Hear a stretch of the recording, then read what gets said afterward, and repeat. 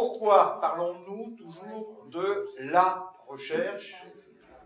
Pourquoi employons-nous toujours un mot abstrait? Bien, parce que d'abord, professionnellement, nous avons des prédispositions intellectuelles, pour ne pas dire intellectualistes. Deuxièmement, le milieu des chercheurs est particulièrement individualiste et a du mal à penser le groupe collectivement. Il me semble, et là je parle comme plutôt initiateur de Chercheurs sans frontières plutôt que comme professeur de sciences politiques, que cette situation est insuffisante. Pourquoi? Parce qu'il existe un certain nombre de menaces sur la recherche qui sont d'abord des menaces sur les chercheurs. Concrètement, les pouvoirs économiques, politiques, hostiles à certaines recherches ne s'attaquent pas au mot recherche, mais à des chercheurs précis, qui ont des noms, qui ont des vies.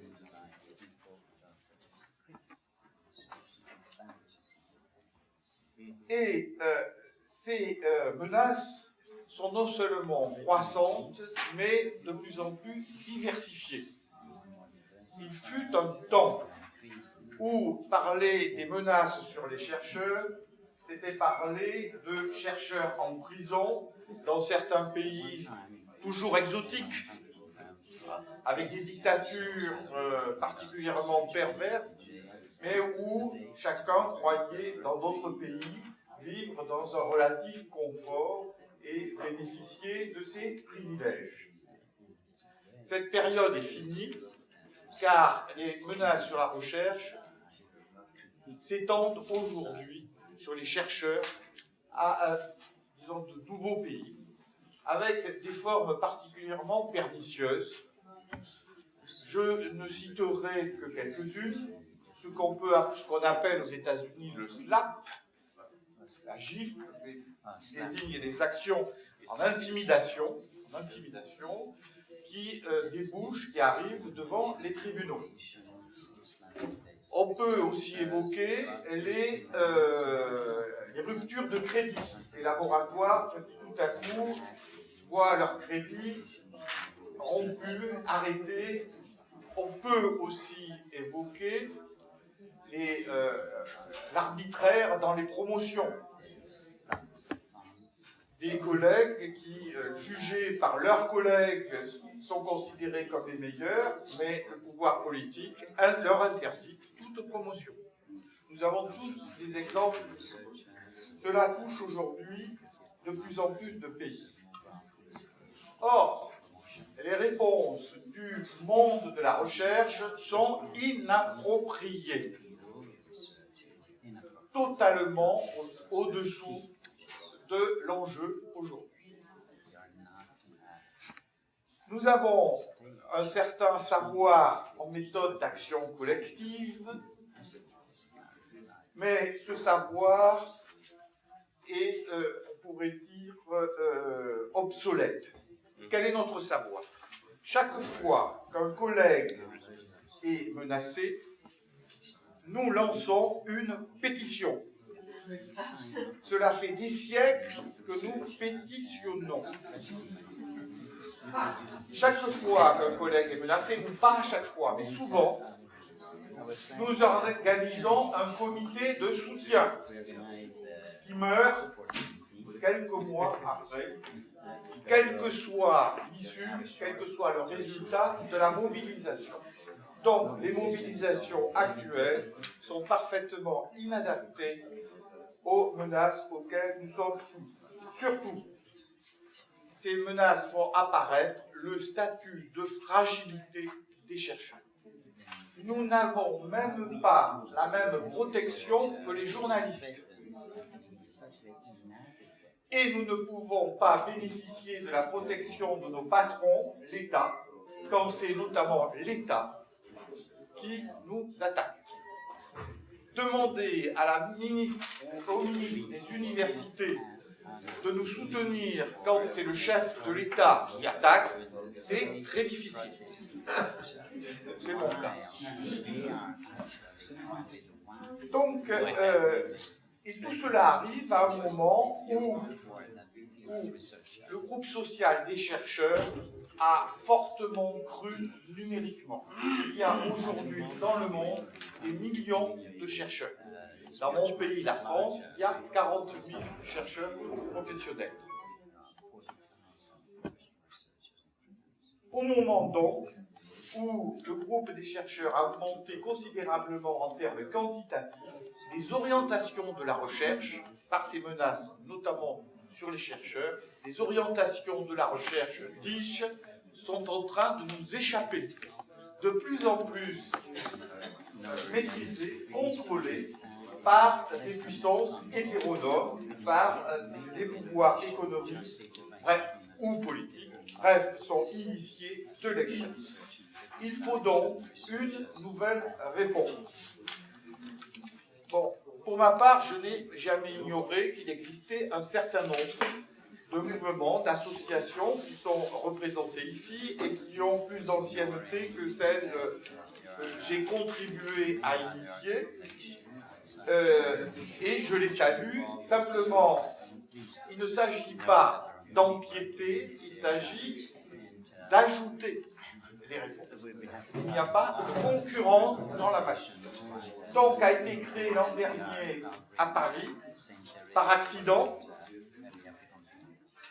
aussi parce que Paris est le siège de l'UNESCO. Il a été question de Bruxelles à un moment.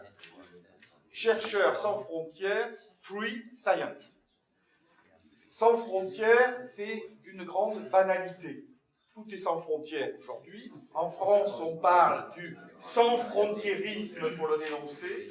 Dans notre cas, sans frontières a un sens particulier. C'est non seulement sans frontières politiques, mais aussi sans frontières disciplinaires. Et notamment dans le rapport entre sciences sociales et sciences dites dures. Et puis, une troisième raison, c'est pour ne pas laisser à quelqu'un d'autre ce titre. Tout banalement. Bref, du marketing.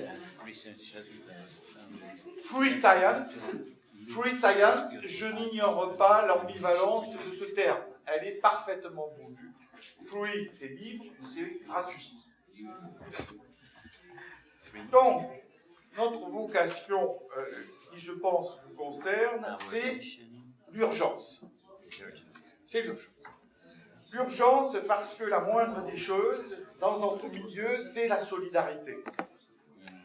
L'urgence parce que le moyen de briser l'individualisme paralysant des chercheurs, c'est de réagir immédiatement lorsque un seul est en danger.